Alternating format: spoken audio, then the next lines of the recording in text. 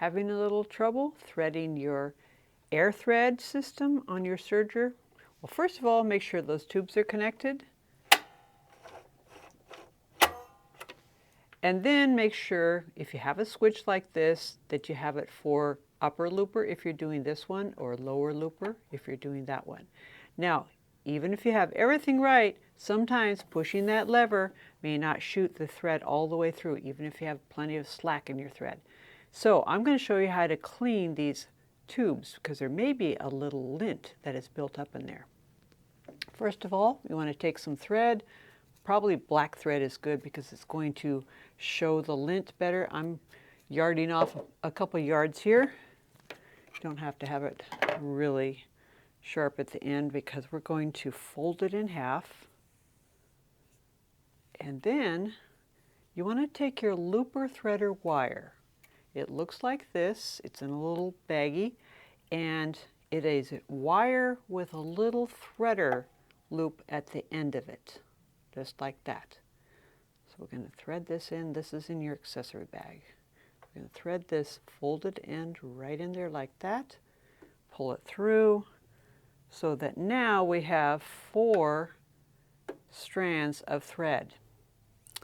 So we're going to take the end of the threading wire, and of course we're doing that lower looper, so we're going to poke that down in there like that.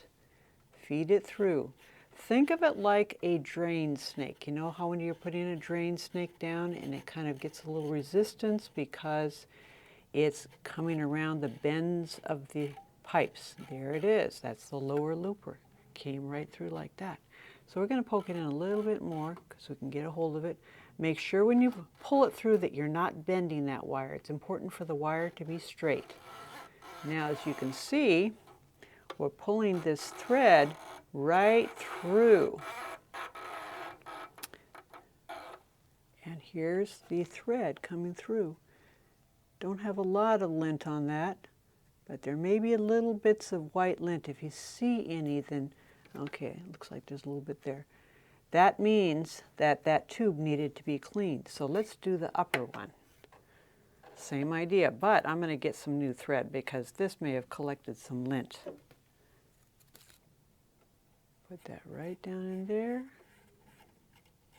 It's got to get around that S curve here in the tube. Here it comes right out this way. And carefully pull that through so the thread goes right through there like that.